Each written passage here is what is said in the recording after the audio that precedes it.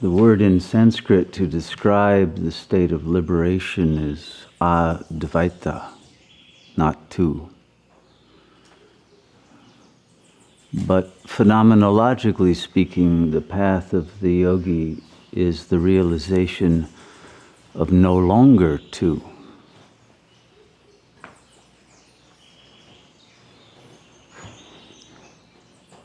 But two things happen in order to reach the no longer two realization.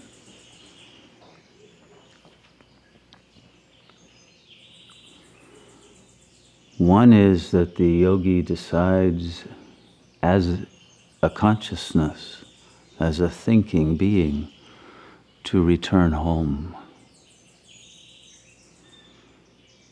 To return home to the emptiness prior to thought. To let go of all narratives, all stories, all self-images, all melodramas, all projections, all worlds, since all worlds are simply fabrications of the mind. And in that act of kenosis, of emptying out, of shunyata,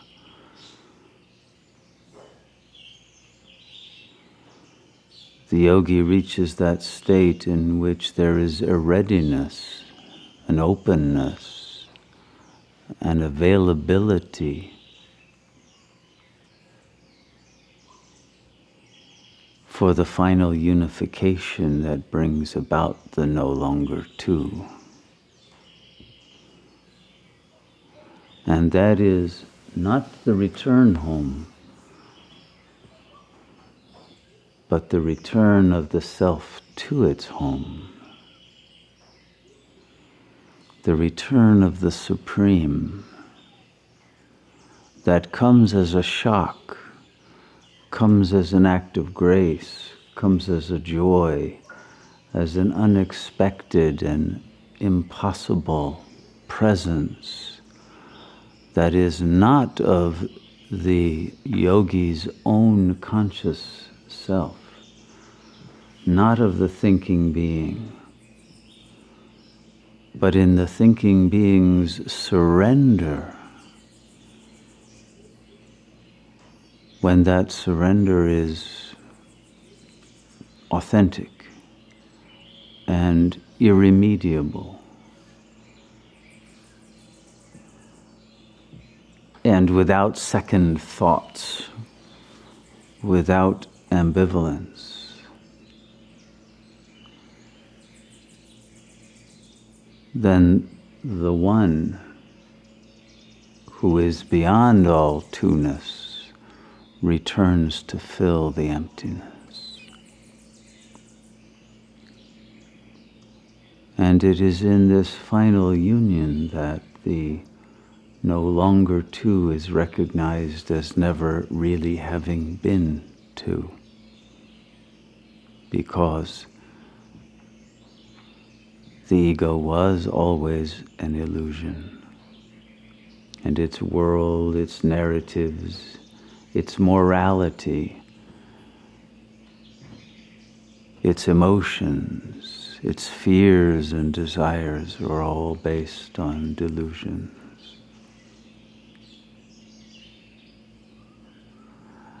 And it no longer has any interest in those delusions, no longer any interest in sustaining the I thought, because the I itself has come. And that which is better than thought, more real than thought could ever be, more true, more coherent, replaces the incoherence of thought that is based in language, in the transitive relationality of subject to object via the verb. the processing of reality through language distorts and makes incoherent the real, in which there are no objects and no subject to act upon them, but a simple spectrum of vibrational frequencies that is a single whole, a single intelligence, but a single intelligence capable of creating an infinity of worlds, an infinity of kingdoms at every possible level of the fractal emanation of those vibrational frequencies, from the finest to the densest. And thus, there are mythologies being very special kinds of stories that connect the real of the most dense form of consciousness with the real of the finest form of consciousness, and allow an accession, a translation, a transport of consciousness from the lowest to the highest, without impediment. And so the myth in India goes far beyond the Christian myth in which God becomes man. For in India, God becomes a pile of sand and rock, a hill in southern India, an inanimate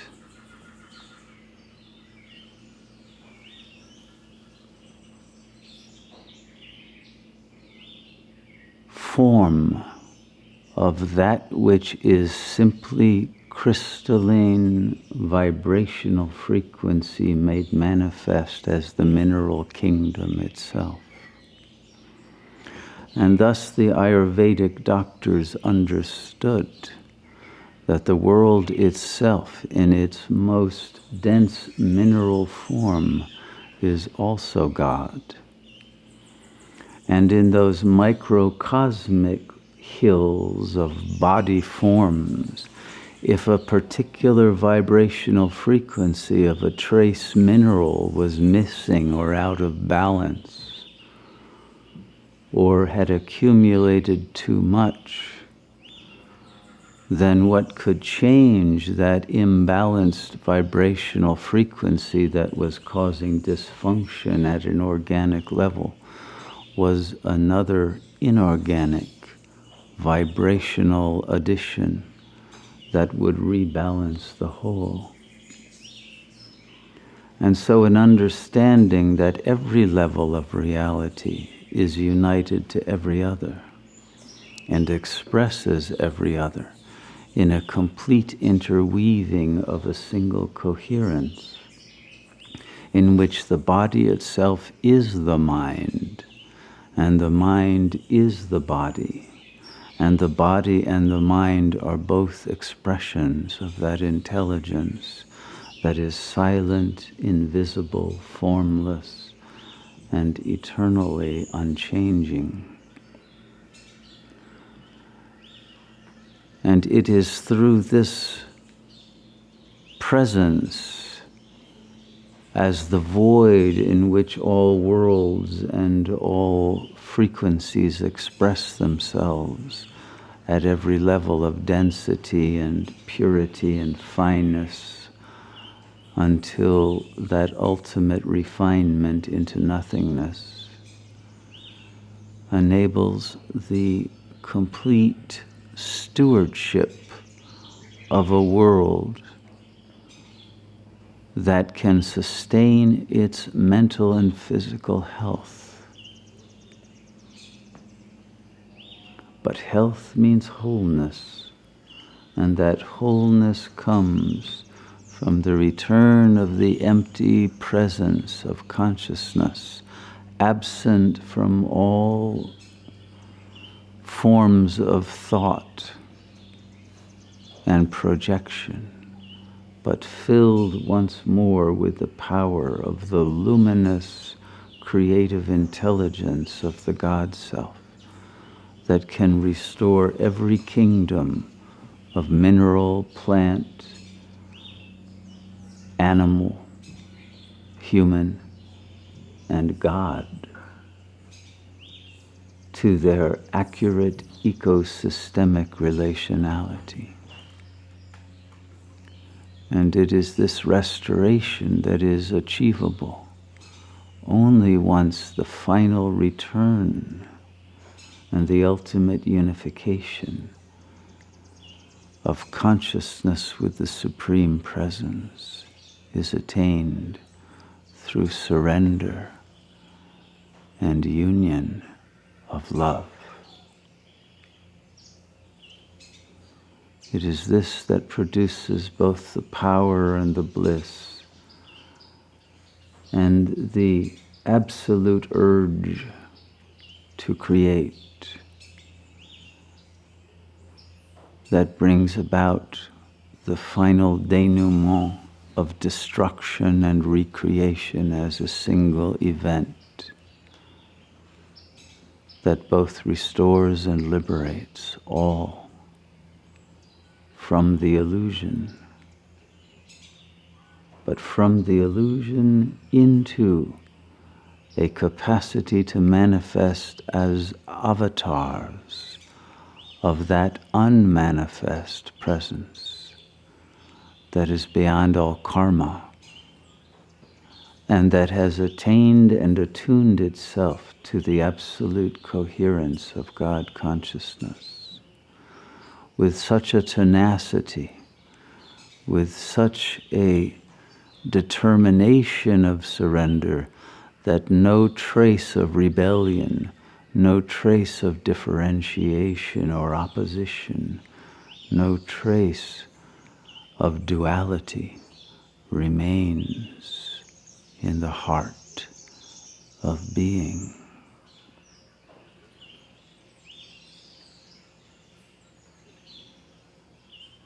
And it is this sacred offering of the self, not simply of its possessions, but of its very capacity to think, that is the one sacrificial offering that is acceptable to the Lord, and that results in the liberation of the soul from itself, from its own torment, from its own suffering that is produced by a thinking process that has detached itself from the Lord.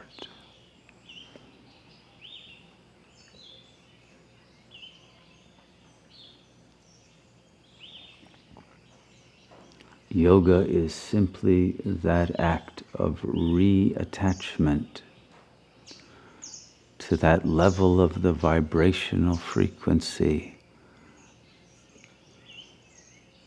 that is the portal to the Supreme Presence, and to enter through that portal and dissolve into that which is forever transcendent of all thought.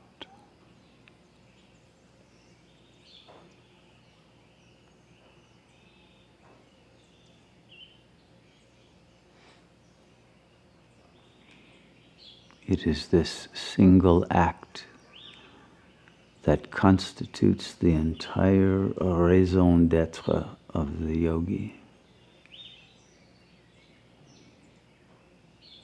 because all depends upon the attainment of this one victory over Maya. Nothing else counts but this.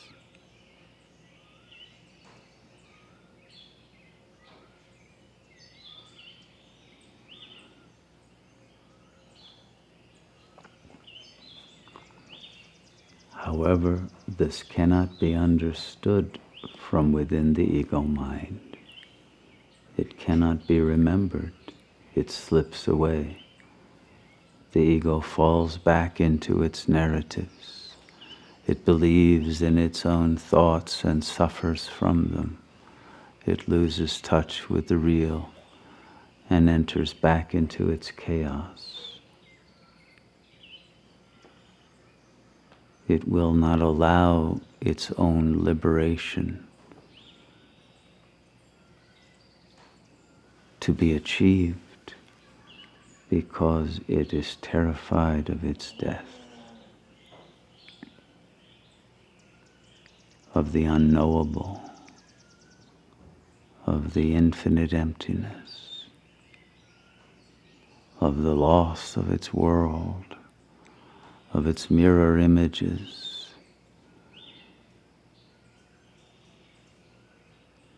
and of its supporting props upon which it has built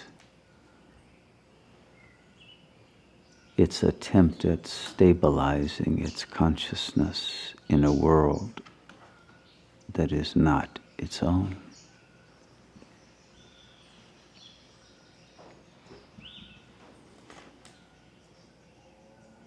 Only once the ego recognizes its own inability to construct a world in which there is safety and in which there is joy that is not overpowered by pain, to the point in which the enjoyment of life is no longer worth the effort.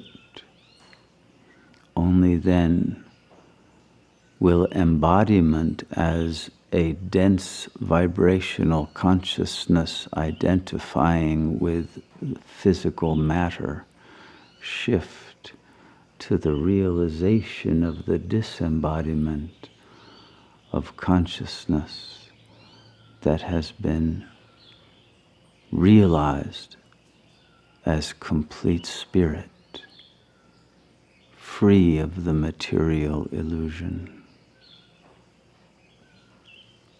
And only in that state of conscious self-overcoming does liberation become a possibility. This coming to terms with the incoherence of the ego and the futility of all of its efforts must be completed as the primary stage of yoga, so that the final revelation and reception of grace becomes one's destiny as the immediate truth of the real that is all that is. You must know in your heart that you are that.